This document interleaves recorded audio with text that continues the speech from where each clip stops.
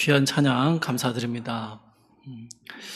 20세기의 탁월한 설교자 중 한 명인 마틴 로이드 존스 목사님의 설교 중에요, 십자가는 말한다 라는 제목의 설교가 있습니다. 여기에는 십자가가 세 가지를 말하고 있다라고 설명하는데요, 첫 번째는 우리의 생명이 매우 귀하다라는 것이고, 두 번째는 죄가 얼마나 무섭고 무거운 것인가 하는 것입니다. 마지막 세 번째는 하나님께서 사람과 화해하시기를 간절히 바라신다랍니다. 수많은 믿음의 선배들이 십자가를 가까이 했고 십자가가 전하는 이 이야기들을 들어왔습니다. 오늘 우리는 이 십자가의 의미를 함께 나누려고 합니다. 특별히 십자가가 말하는 아주 풍성한 의미들 중에서 죄와 속죄에 대한 이야기들을 살펴보려고 합니다. 무언가 새롭거나 낯선 이야기는 아닐 거예요. 그러나 2000년 전 골고다 언덕 위에서 세상을 향해 소리쳤던 십자가가 수많은 시대의 변화 속에서도 여전히 우리에게 동일하게 말하고 있는 이 진리를 함께 나누려고 합니다. 여러분, 우리가 쓰고 있는 말들 중에는요, 그 의미를 이해는 하지만 사실은 정확하게 알지 못하고 사용하는 그런 표현들이 많이 있습니다. 때로는 그 의미를 엉뚱하게 이해하고 사용하기도 합니다. 예를 하나 들어볼게요. 아빠들이 딸에게 자주 하는 말입니다. 남자들은 다 늑대야, 아빠만 빼고. 그렇죠, 여러분? 굳이 설명해 드리지 않아도 무슨 의미인지 다 아실 거예요. 그런데 여러분, 늑대의 습성 중에서 특별히 암컷과의 관계에서의 특성을 알고 계십니까? 늑대는 사회성이 뛰어난 동물인데요, 자연계에서 몇 안 되는 일부 일처제 생태를 가진 동물이라고 해요. 그래서 늑대 부부는 어느 한쪽이 죽을 때까지 평생을 함께하며 외도를 하지 않는다고 합니다. 그러니 여러분, 아빠만 빼고 다른 남자들은 다 늑대라는 말은 이상한 의미가 될 수 있죠. 십자가로 우리의 죄를 사하셨다. 여러분, 이 말을 많이 들어보셨을 거예요. 복음의 가장 기본적인 메시지이며 자주 반복되는 말입니다. 그리고 대부분은요, 어렵지 않게 이 의미를 알고 이해하실 것입니다. 하나님께서 예수 그리스도를 십자가에 못 박아 죽게 하심으로 우리의 모든 죄를 용서하셨다라는 의미입니다. 이게 우리가 가진 믿음의 가장 기본적인 고백입니다. 그런데 여러분, 의외로 많은 분들이 십자가로 용서받은 우리의 죄가 무엇인지를 잘 모릅니다. 죄사함을 받았다는데 그게 정확하게 어떤 의미인지를 잘 모르는 거예요. 십자가가 말하는 죄와 속죄를 정확하게 알지 못하니 어떤 일이 일어날까요? 십자가가 얼마나 놀라운 은혜인지를 모르는 것입니다. 속죄함을 받은 우리가 어떤 존재가 되었는지도 몰라요. 지식으로는 알 수 있습니다. 지식으로는 알아요. 그러나 실제적으로 실감하거나 경험하지를 못하는 것입니다. 여러분, 우리가 십자가를 대할 때 종종 이런 모습들이 나타납니다. 자주 십자가를 이야기하고 십자가를 노래하고 십자가 펜던트를 메고 다니는데 이것은 그냥 습관적인 고백이 되거나 혹은 십자가의 의미를 완전히 다르게 이해하기도 하는 것이죠. 십자가가 말하는 죄와 속죄를 알지 못하면 십자가를 아는데 모르는, 십자가를 믿는데 경험하지 못하는 이상한 현상이 나타나게 되는 것입니다. 그러면 십자가가 말하는 죄와 속죄는 무엇일까요?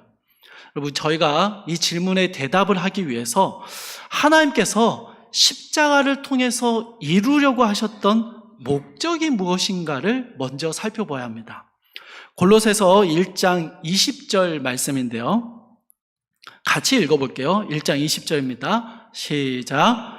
그의 십자가의 피로 화평을 이루사 만물 곧 땅에 있는 것들이나 하늘에 있는 것들이 그로 말미암아 자기와 화목하게 되기를 기뻐하심이라. 아멘. 하나님께서 십자가를 통해서 뭘 원하시고 기뻐하신다고요? 만물이 하나님과 화목하게 되는 거예요. 여러분, 어떨 때 화해가 필요합니까?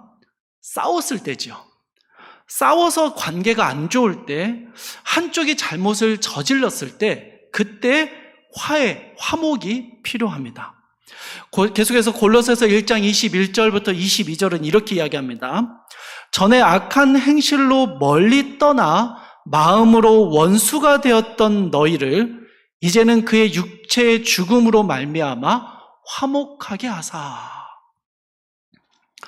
하나님을 멀리 떠났고 하나님과 원수가 되고 대적이 되었던 너희를 그리스도의 십자가로 하나님과 화목하게 하셨다, 이 이야기입니다.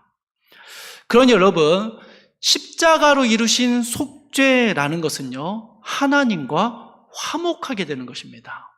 그러면 십자가가 말하는 죄는 뭘까요? 반대죠. 속죄의 반대입니다. 하나님과 화목하지 않은 것입니다. 성경 전체에서 죄는요, 하나님과의 깨어진 관계, 단절을 의미합니다. 성경이 더 본질적으로 말하는 죄의 정의, 이것은 하나님과의 단절입니다. 그러니까 여러분, 십자가는요, 우리가 본래 하나님과 단절되었고 하나님과 화목하지 못한 존재였음을, 그런 죄인이었음을 말하고 있는 것입니다. 13절에, 본문 13절의 끝부분을 보시면 십자가로 우리의 모든 죄를 사하시고 라고 말씀하세요. 사랑하는 여러분, 여러분이 십자가로 사함을 받은 죄의 목록을 작성해 보실 수 있겠습니까? 지금도 생생하게 떠오르는 인생의 여러 가지 죄악들이 혹시 있으신가요? 제가 초등학교 때 저희 시골 학교 근처에 마늘밭이 있었고요. 그 마늘밭 너머에 오래된 폐가가 하나 있었습니다. 의례 그렇듯이 이 폐가에는 귀신이 나온다, 이런 소문들이 학교 학생들에게 많이 퍼져 있었어요. 제가 4학년 때였습니다. 저는 주변 친구들이나 동생들에게 저 마늘을 폐가에 던지면 귀신을 쫓아낼 수 있다라고 은근슬쩍 이야기를 흘렸습니다. 그리고 저 마늘밭에 있는 마늘을 뽑아서 폐가로 던지자, 이렇게 조용히 선동을 했어요. 어느 날 이 시골 작은 학교 아이들이 점심시간에 나와서 마늘밭에 마늘을 뽑아서 폐가로 막 던졌습니다. 이걸 보니까 영문을 모르는 애들도 재밌어 보이잖아요. 그래서 따라했습니다. 여러분, 다음 날 학교가 난리가 났습니다. 마늘밭 주인이 학교로 찾아오셨고 학생들이 불려가고 부모님들까지 소환이 됐습니다. 저는 어떻게 됐을까요?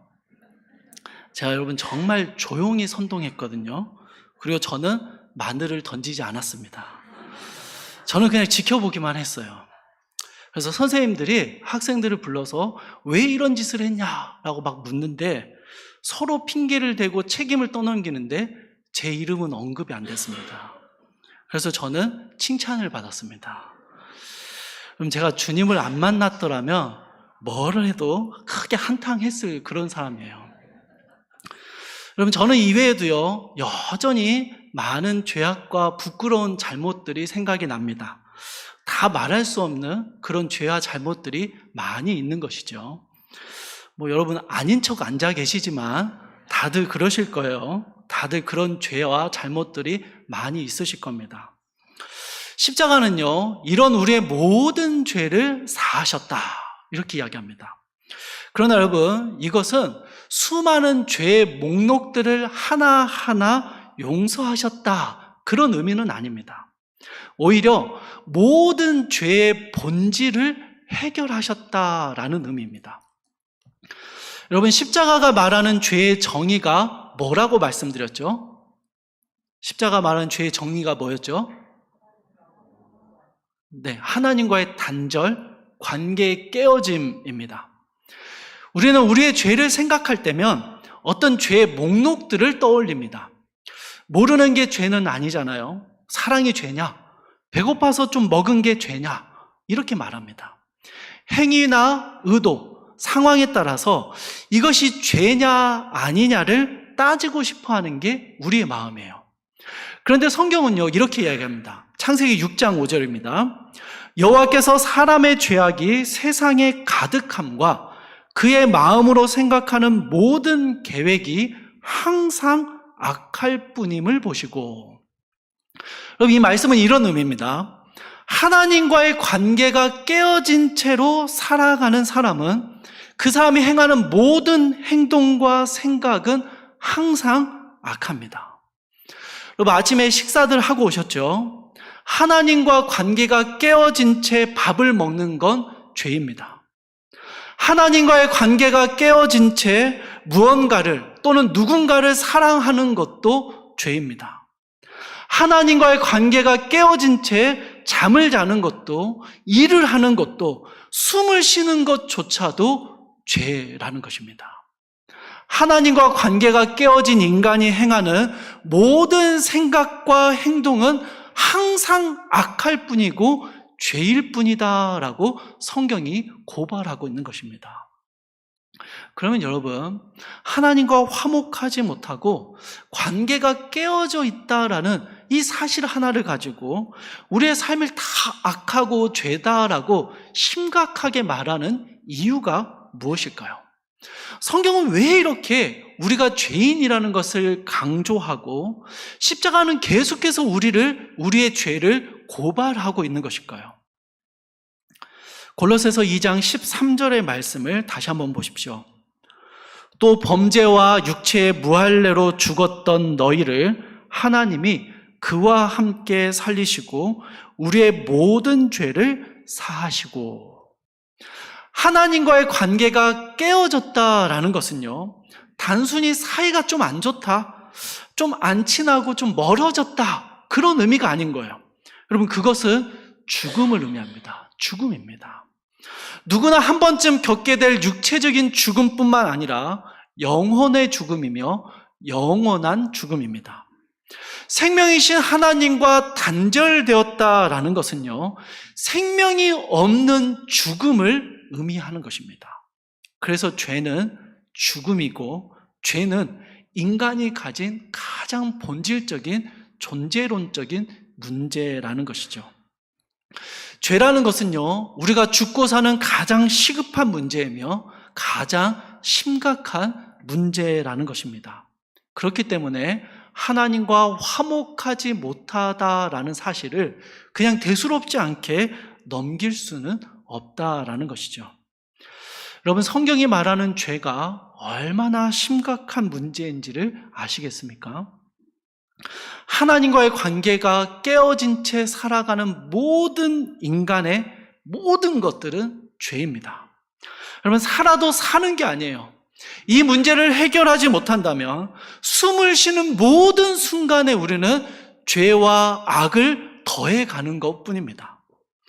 하나님을 떠난 사람의 모든 것이 오로지 죄일 뿐이다라는 것을 깨닫게 된 한 사람의 고백을 한번 들어보십시오. 시편 19편 12절입니다. 자기 허물을 능히 깨달을 자가 누구리요? 나를 숨은 허물에서 벗어나게 하소서. 여러분, 시편 기자는요, 자기의 허물을 온전히 깨달을 자가 아무도 없다라고 말합니다. 왜입니까? 하나님을 떠난 모든 것이 죄이기 때문에 그 죄를 다 헤아릴 수가 없다라는 거예요. 그 존재 자체가 죄입니다. 우리는 때때로 하나님께 나와 회개해야 할 반성의 목록들을 기록합니다. 그런데 그것은 숨겨진 죄악, 우리가 알지 못하는 죄악에 비하면 빙산의 일각에 불과하다라는 것입니다. 그래서 시인은요, 숨은 허물을 우리에게 벗어나게 해달라라고 기도하고 있는 것입니다. 내가 알지도 못하는 죄, 내가 이해하고 인식하지도 못하는 내 삶의 모든 죄악으로부터 나를 벗어나게 해주세요라고 기도하고 있는 것입니다. 이 시편 기자가요, 13절에서 계속해서 이렇게 이야기합니다. 또 주의 종에게 고의로 죄를 짓지 말게 하사 그 죄가 나를 주장하지 못하게 하소서. 그리하면 내가 정직하여 큰 죄가에서 벗어나겠나이다. 여러분, 이 시인이 말하는 고의로 짓는 죄, 이게 뭘까요? 이거 하면 안 되는데 하면서 하는 죄, 그것도 맞습니다. 근데 시인은요, 좀 더 근원적인 이야기를 합니다. 하나님과의 관계가 멀어져 있음에도 그것을 회복하려 하지 않고 먹고 자고 숨쉬는 것입니다. 하나님과의 관계가 깨어져 있는데도 그것을 애써 무시하며 살아가는 모든 것, 그것이 고의로 짓는 죄입니다. 그러니 여러분, 저로 하여금 고의로 죄를 짓지 말게 하소서라는 기도는요, 이런 의미입니다. 하나님과의 관계가 회복되지 않는다면 먹지도 말게 하십시오. 잠자지도 말게 하시고 숨도 쉬지 말게 하소서, 이 기도를 하는 것입니다. 이 정도의 긴급함과 절박함을 담아 기도하는 것이죠. 죄라는 것이 하나님과 단절되어 살아간다는 것이 얼마나 중요하며 무거운 문제인지를 깨달았기 때문에 죄가 나의 생명의 문제라는 것을 깨달은 시인은요, 이렇게 간구하는 것입니다. 하나님과의 관계가 깨어진 채 숨도 쉬지 말는, 숨도 못 쉬는 그런 삶을 살게 해주세요라고 기도하는 것이죠. 여러분, 사람은요, 우리에게 있는 죄가 얼마나 무서운 것인지를 참 잘 인식하기 어렵습니다. 사람의 몸에 병이 나도요, 그게 얼마나 심각하고 위험한 것인지를 잘 모를 때가 많이 있습니다. 그래서 통증이 없고 별다른 증상이 없다라고 해서 병을 막 키우는 경우들이 많이 있어요. 여러분, 그럴 때요, 이 병이 얼마나 심각한 병인지를 간접적으로 알 수 있는 방법이 있습니다. 그게 뭐냐면요, 치료의 과정을 보는 겁니다. 여러분, 치료비가 5만 원 나온 질병과 치료비로 수천만 원 나오는 질병이 있습니다. 약만 먹어도 되는 질병이 있고 주사까지 맞아야 하는 질병, 혹은 입원하고 온갖 검사와 수술 이후에도 긴 시간의 치료가 필요한 질병이 있죠. 우리는 그 치료의 과정과 치료 비용을 통해서 이 병이 정말 심각한 병이었구나 라는 사실을 간접적으로 깨달을 수 있습니다. 마찬가지입니다. 십자가가 말하는 죄가 얼마나 심각한 것인가를 우리는 잘 깨닫지 못합니다. 그러면요, 이 죄를 없애기 위해서, 죄를 치료하기 위해서 어떤 과정과 비용이 필요했는지를 살펴본다면 우리는 이 죄의 문제를 더욱더 심각함을 알게 될 수 있습니다. 그럼 본문은 14절 말씀입니다. 우리를 거스르고 불리하게 하는 법 조문으로 쓴 증서를 지우시고 제하여 버리사 십자가에 못 박으시고. 사랑하는 여러분, 십자가에 나타난 우리의 속죄의 과정과 비용이 무엇이었습니까? 우리의 모든 죄로 인한 대가를 지불하셔서 죄를 흔적조차 없이 지워버리셨고, 우리의 죄로 인한 모든 결과물들을 대신 제거하셨으며, 다시는 그 죄가 우리에게 되돌아오지 않도록 십자가에 못 박아 고정시키신 방법이 무엇이었습니까? 우리 주 예수 그리스도, 온 우주의 창조주이신 하나님께서 그 아들을 십자가에 달려 죽게 하신 것입니다. 여러분 상상이 되십니까? 온 우주의 주인이신 그 하나님께서 자기 아들을 내어 십자가에 달려 죽게 하셔야만, 그 정도의 비용과 과정을 거쳐야만 해결할 수 있는 문제였다라는 것입니다. 하나님의 아들이 십자가에 달려 죽어야만 해결될 수 있었던 그 문제, 그것이 바로 우리의 죄가 가지는 심각성이었다는 것이에요. 이사야는요, 이렇게 외칩니다. 이사야 53장 4절과 5절입니다. 그는 실로 우리의 질고를 지고 우리의 슬픔을 당하였거늘 우리는 생각하기를 그는 징벌을 받아 하나님께 맞으며 고난을 당한다 하였노라. 그가 찔림은 우리의 허물 때문이요 그가 상함은 우리의 죄악 때문이라. 그가 징계를 받음으로 우리는 평화를 누리고 그가 채찍에 맞음으로 우리는 나음을 받았도다. 예수 그리스도가 십자가에서 고난당하고 죽으심으로 우리의 질고, 우리의 슬픔을 대신 당하셨다라는 거예요. 여러분, 이 질고라는 단어는요, 병으로 겪게 되는 고통과 괴로움을 의미합니다. 하나님과 단절됨으로 인하여 생명이 없는 죽어버린 인간이 얼마나 망가지고 부패하며 고통받는지를 표현하는 단어예요. 그런데 우리 주님께서요, 죄가 없으신 그분께서 십자가에서 질고를 당하셨습니다. 영원전부터 하나님과 연합되어 있으신 그분께서요, 죄를 뒤집어 쓰셨습니다. 무슨 말입니까? 하나님과의 그 영원한 관계가 깨어지는 단절을 경험하셨어요. 우리의 질고와 우리의 슬픔을 그분이 당하셨습니다. 예수님은 창에 찔리셨습니다. 창에 꿰뚫리고 관통당하신 것뿐만 아닙니다. 여러분, 찌르다라는 이 동사는요, 더럽히고 모독하다라는 의미도 가지고 있습니다. 한 번도 더럽혀져 본 적이 없으신 거룩하신 그분이 온 우주의 경배와 찬양을 받기에 합당하신 그분께서 우리의 죄로 더럽혀지셨습니다. 당신의 창조물들에게 모독을 당하셨습니다. 이사야는요, 그가 찔리심은 우리의 허물 때문이다라고 이야기합니다. 여러분, 여기서 허물이라는 것은요, 어떤 실수와 잘못을 말하는 게 아닙니다. 이 허물이라는 단어는요, 반역을 의미합니다. 하나님을 알고도 범하는, 하나님을 대적하는 모습입니다. 하나님과 멀어져 있음에도 아무 상관없이 뻔뻔하게 살아가는 우리의 모든 죄악들입니다.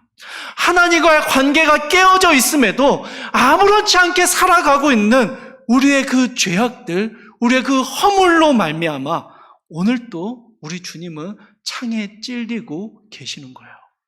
더럽혀지시고 모독당하는 십자가 위에 매달려 계시는 것입니다. 바로 우리의 허물 때문입니다. 이사야는요, 예수님의 상하심이 우리의 죄악 때문이다라고 말합니다.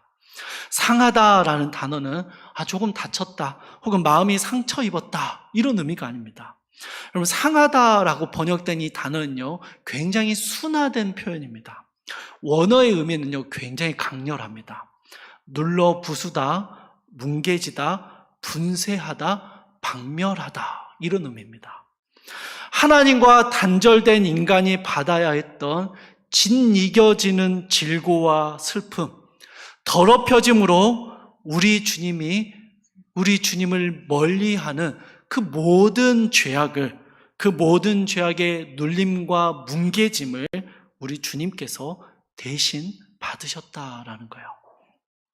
하나님과 아무런 상관없이 살아가는 이들의 죄악 때문에, 하나님과 멀어진 채 자신의 삶에 몰두하며 살아가는 그들의 죄악 때문에 오늘 우리 주님은 뭉개지고 짓이겨지는 십자가를 지셨다라는 거예요. 이사야는요 54장의 마지막에서 이 주님이 징계를 받으심으로 우리가 하나님과 평화를 누리게 되었다라고 이야기합니다. 주님의 채찍에 맞으심으로 우리가 나음을 받았다라고 선언합니다. 사랑하는 여러분, 예수님께서요 이 어마어마한 대가와 비용을 치르심으로 우리의 모든 죄를 사하셨습니다. 그러니 여러분, 우리의 죄를요 우습게 여기지 마십시오.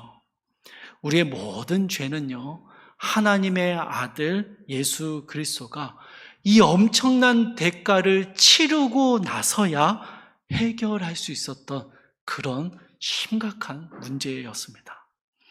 죄의 크기와 깊이를 알게 되면요 여러분, 십자가의 은혜가 더욱더 선명해집니다. 사도 바울은요 죄가 더한 곳에 은혜가 더욱 넘쳐난다라고 고백했습니다. 그 죄는 지금도 우리를 끊임없이 괴롭히고 있습니다. 십자가의 속죄함을 받은 우리도 여전히 우리 안에 영향력을 발휘하기 위해서 죄는요 틈을 노리고 있습니다. 그러니 여러분, 경계하셔야 됩니다. 말과 행동을 조심하셔야 되고요, 하나님과의 관계가 멀어지거나 깨어지지는 않았는지 끊임없이 돌아보셔야 합니다. 하나님과 단절되어 있는 채 아무렇지 않게 살아가서는 안 되는 거예요. 날마다 우리의 죄를 깊이 돌아보고 십자가가 말하는 속죄의 은혜를 살펴보아야 합니다. 여러분, 이렇게요 십자가 안에서 우리의 죄를 발견하고 십자가의 속죄의 은혜를 바라보다 보면요 한 가지 아주 선명하게 깨닫는 게 있습니다. 우리의 힘으로 하나님께 나아갈 수 없다라는 사실이에요.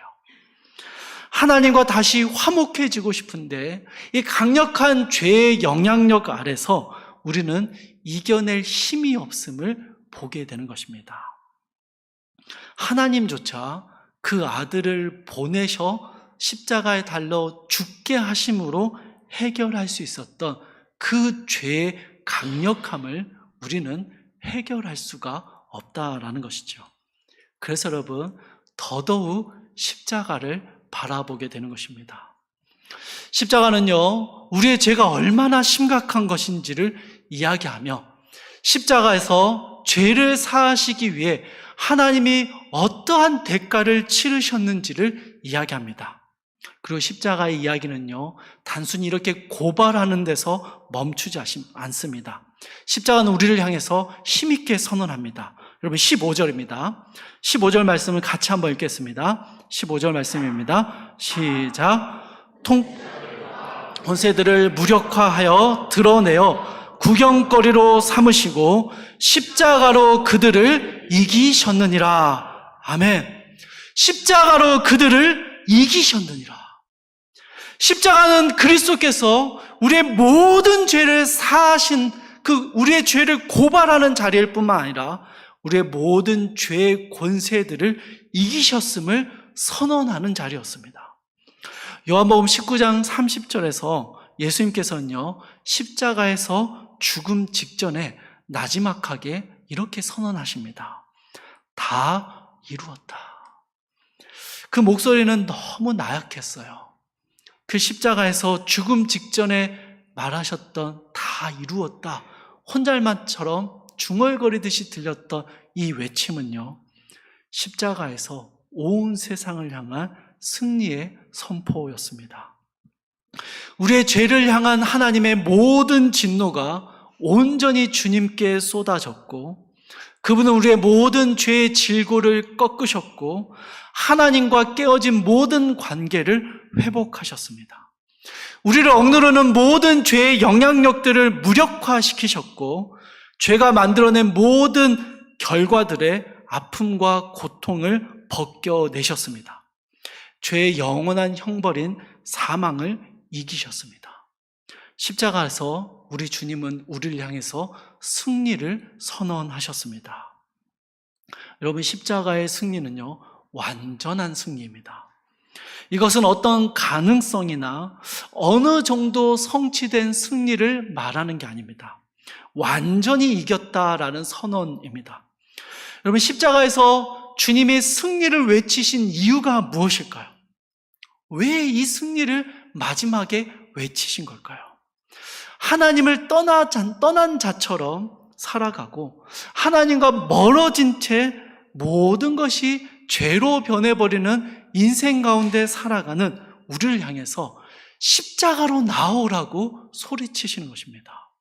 여전히 죄가 만들어낸 영향력 속에서 힘들어하는 우리를 향해서 십자가를 바라보라고 외치고 계시는 거예요.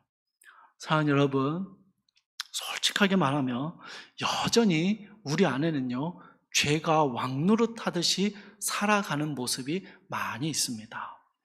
죄가 만들어내는 수많은 결과물들을 우리는 감당하며 살아가야 합니다. 그러나 여러분, 십자가가 오늘 우리에게 하고 있는 말을 들어보십시오. 우리 주님이 찔리시고 상하시고 짓눌리신 십자가를 바라보십시오. 우리의 모든 죄를 지우시고 제하시고 못 박아버리신 그 주님의 승리를 기억하셔야 됩니다. 그리고 하나님과 멀어진 채, 하나님과 단절된 채 살아갈 수 없음을 깨달으셔야 돼요. 우리의 모든 것, 숨 쉬는 것조차 죄가 되는 삶이 아니라, 그런 죽음과 같은 삶이 아니라 십자가의 은혜 가운데로 들어가는, 십자가의 은혜 안에서 생명을 얻는 속죄의 삶으로 나아가야 하는 것이죠. 사랑하는 성도님들, 하나님과의 관계가 어떠십니까? 하나님과 친밀하십니까? 아니면 하나님과 깨어져 있는 멀어진 관계를 가지고도 아무렇지 않게 살아가고 계십니까? 오늘 십자가의 외침을 들어보십시오. 하나님과 멀어진 채 살아가는 우리의 모든 것이 죄뿐임을 기억하십시오. 그리고 십자가의 승리를 들으십시오.